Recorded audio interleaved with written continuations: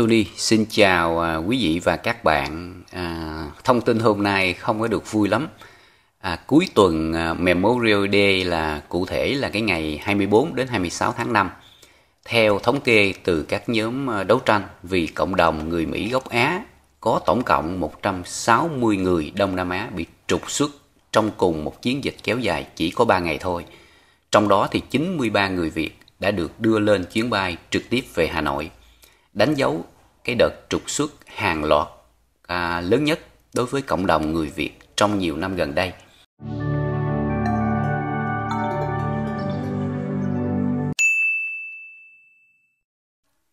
Thưa quý vị và các bạn, các nạn nhân bị giam giữ tại nhiều trung tâm của ICE khắp nước Mỹ. Sau đó thì bất ngờ họ bị chuyển đến trung tâm giam giữ ở tiểu bang Texas mà hầu như không có thông báo trước. Họ trải qua cái hành trình bay kéo dài hơn 60 tiếng, có chặng trung chuyển tại Hawaii, sau đó mới hạ cánh về Hà Nội. Thì cộng đồng lên tiếng rất là mạnh mẽ. Cái nhóm mà Sirac rồi Wuri Janto nhấn mạnh đây là cái đợt trục xuất quy mô lớn nhất đối với đối tượng người Đông Nam Á trong 5 năm qua. Các tổ chức này cảnh báo rằng nhiều người đã bị giam giữ nhiều tháng mà không có cơ hội kháng cáo, và cho rằng đây là một phần của chiến dịch máy trục xuất nhắm mục tiêu vào cộng đồng tị nạn gốc Đông Dương. Cái đợt trục xuất 93 người về Việt Nam được xem là cái hồi chuông báo động cho những cá nhân gốc Việt đang sống ở Mỹ, đặc biệt là những người chưa có quốc tịch đang chờ xét cái đơn xin thường trú hoặc là có tiền án. Nhiều người thân và tổ chức vận động kêu gọi hành động pháp lý, chính trị để bảo vệ các trường hợp tương tự trong tương lai. Thì tóm lược lại là 93 người Việt bị trục xuất về Hà Nội trong cái đợt 24 đến 26 tháng 5 là cái phần lớn trong tổng số 160 người Đông Nam Á. Họ chịu cái chuyến bay kéo dài hơn 60 giờ đồng hồ, chuyển từ nhiều cái trung tâm, từ Texas, Hawaii, rồi đến cái quần đảo Guam, rồi Hà Nội.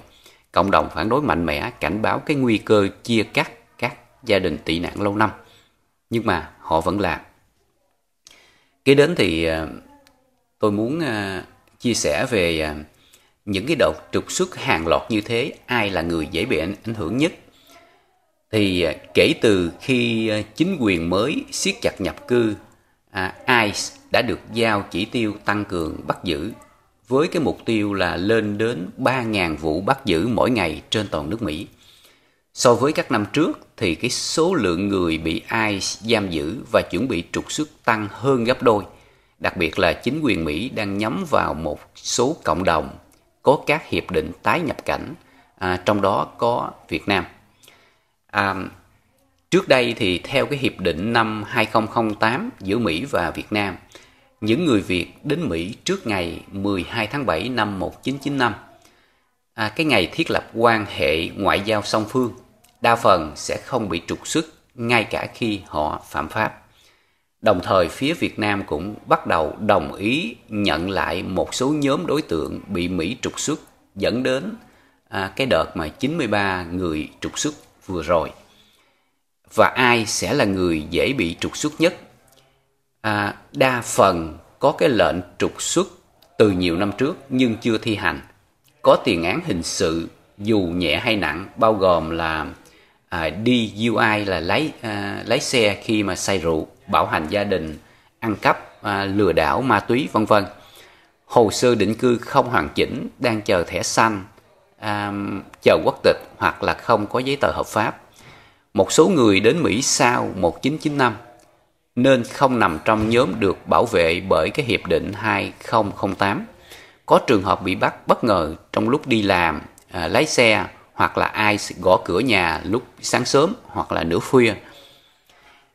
ICE đang gia tăng kiểm tra giấy tờ hành chính.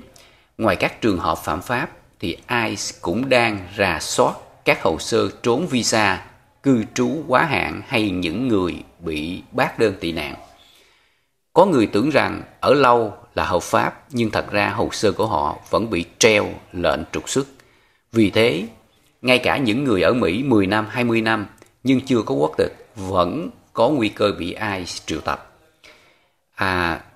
Cộng đồng người Việt lo ngại điều gì? Tôi nghĩ là sự bất ngờ, ICE không báo trước ngày bắt, sự chia cắt gia đình có vợ chồng con cái còn ở Mỹ, sự tuyệt vọng là nhiều người Việt lớn tuổi đã không còn liên hệ gì với Việt Nam, không còn nhà cửa, thân nhân, việc làm khi mà bị trục xuất trở về.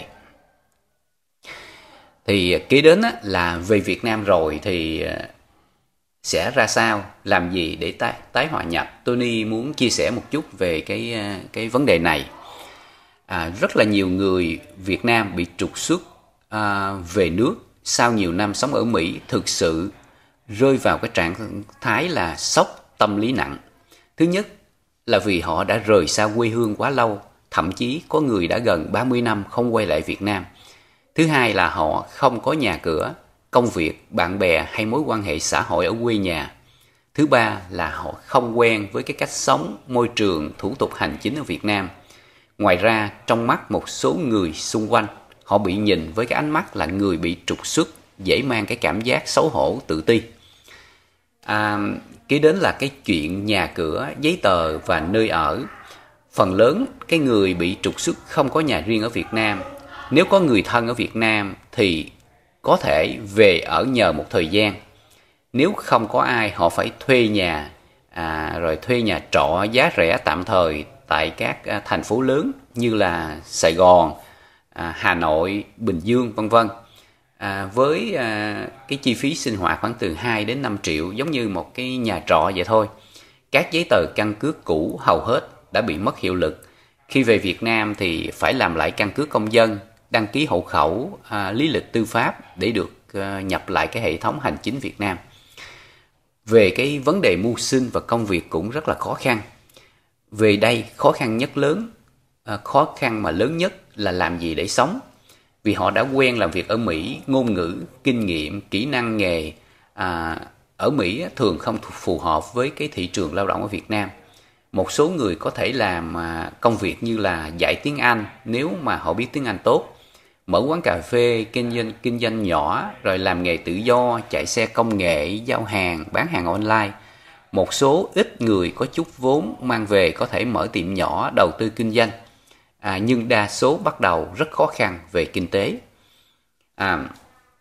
Cái người mà bị trục xuất về nước thường mất nhiều năm mới quen dần với cái nhịp sống Việt Nam.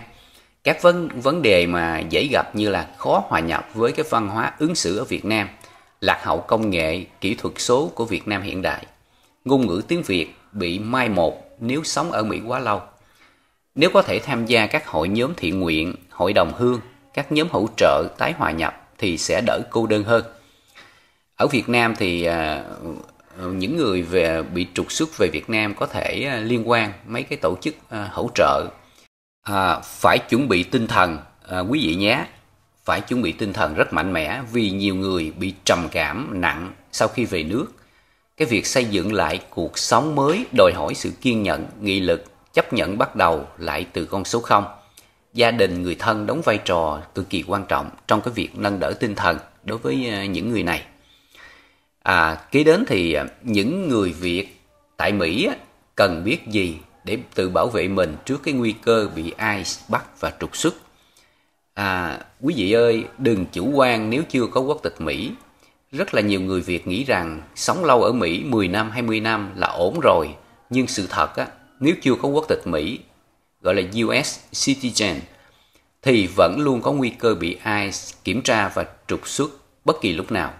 Dù có thẻ xanh Permanent Resident, nhưng nếu phạm pháp hoặc vướng vào các vi phạm nhập cư, vẫn có thể bị thu hồi thẻ xanh và trục xuất.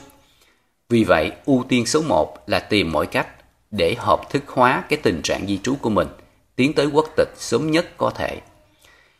Những cái lý do mà khiến người bị ICE để mắt tới là cái người có tiền án hình sự, dù nhỏ như là DUI là uống rượu lái xe, đánh nhau, trộm cắp, gian lận bảo hiểm, có lệnh trục xuất cũ nhưng chưa thi hành, những người mà trốn visa ở lại quá hạn, những người làm sai phạm trong cái hồ sơ bảo lãnh, kết hôn giả, gian dối hồ sơ tị nạn và những cái hồ sơ di trú đang bị treo hoặc có sai sót trong cái quá trình nộp đơn. Hãy thận trọng với luật pháp Mỹ quý vị nhé. Tuyệt đối tránh dính líu ma túy dù chỉ là sử dụng cá nhân. Lái xe khi say rượu, DUI, bạo hành gia đình, xô xát, gây rối, gian lận tài chính, trốn thuế. Những người nghĩ tội nhỏ nhưng thực tế ai sẽ ghi vào hồ sơ để lấy cớ trục xuất. Mình nên hiểu cái quyền lợi gì khi mà bị ICE bắt giữ. Thông thường khi bị ICE bắt giữ đừng hoảng loạn, luôn yêu cầu cái quyền được có luật sư đại diện nhé. Không nên ký bất cứ giấy tờ gì nếu chưa có luật sư tư vấn. Gia đình nên tìm ngay các tổ chức hỗ trợ pháp lý nhé. Có nhiều cái tổ chức hỗ trợ quý vị có thể liên hệ.